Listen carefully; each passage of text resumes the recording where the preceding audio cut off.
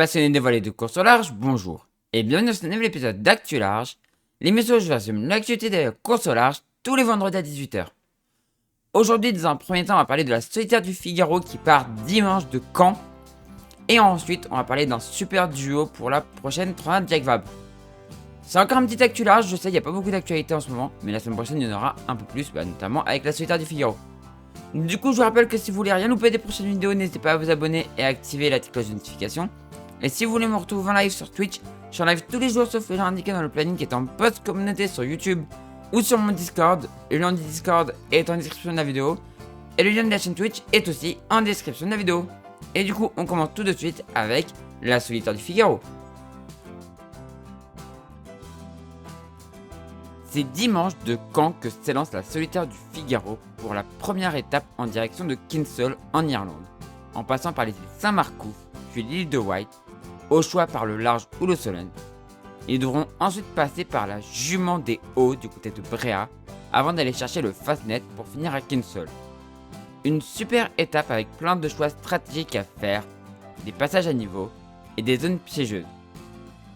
Une étape où l'on pourrait avoir des rebondissements. Ça devrait partir dans un vent d'environ 13 nœuds de ouest-nord-ouest, un départ du coup au près dans des super conditions, avant que le vent ne bascule au nord-ouest, d'abord forcissant puis faiblissant le lundi matin. La descente, vers la Bretagne, sera au portant dans un vent entre 8 et 10 nœuds.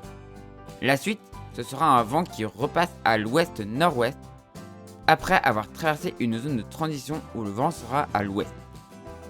Ils seront 32 à s'élancer, dont 10 bisus, 6 étrangers et une flopée de favoris, dont Corentin Auro, qui est à sa 7ème participation et qui a montré qu'on pouvait compter sur lui.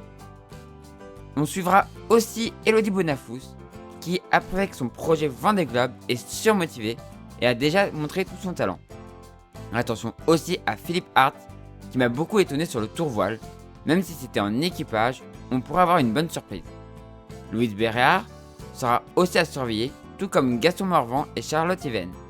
Mais pour moi, en plus de Corentin Auro, les deux grands favoris sont Alexis Loison, le Normand né à Rouen, qui part pour sa 17ème participation et qui a déjà prouvé à maintes et maintes fois tout son talent et qui semble surmotivé pour cette année. Et enfin, on a aussi Guillaume Pirouel le Havrais qui, après une première solitaire où il a fini 2ème, en étant passé très proche de la victoire, espère monter une marche plus haut sur le podium. Il en est capable et je lui souhaite. Je n'ai malheureusement pas pu me rendre à Caen pour le village et le départ, car je n'ai pas eu le temps. Mais sachez que l'on va suivre cette édition qui s'annonce passionnante dans Actu Large. Quel beau duo que celui qui a été annoncé.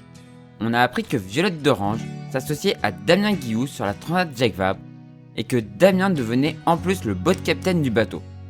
Un super duo et un super co-skipper pour Violette qui va lui permettre de vite progresser au contact de quelqu'un qui connaît plutôt bien les IMOCA, et une super nouvelle pour Damien après sa malheureuse aventure sur la Golden Globe. On va bien évidemment suivre ce duo génial dans Actu Large. Voilà, c'est la fin de cette Actu Large. Comme d'habitude, petit appel au sponsor si vous connaissez quelqu'un, ou si vous êtes vous-même chef d'entreprise, n'hésitez pas à aider les skippers en recherche de budget. C'est super important pour eux. Pour Transat Jacques Vabre, Vendée Globe, enfin là il y a plein de skippers encore en recherche de budget. Alors pour le Vendée Globe, la Jacques Vabre c'est plutôt des budgets complémentaires, mais pour d'autres courses il y a encore des recherches de budget. Donc n'hésitez pas à aller aider les skippers en recherche de budget, c'est super important pour eux. Et pour vous c'est un très bon retour sur investissement, donc je compte sur vous. Du coup c'est la fin de cette vidéo, si elle vous a plu, on fait briller le pouce en l'air, n'hésitez pas à commenter et à partager. Et si vous êtes toujours pas abonné à la chaîne, n'hésitez pas à vous abonner pour ne rater de prochaines vidéos. Et puis moi ça m'aide beaucoup. Du coup moi je vous dis à la prochaine pour une prochaine vidéo sur la chaîne Toria ou pour un live sur Twitch.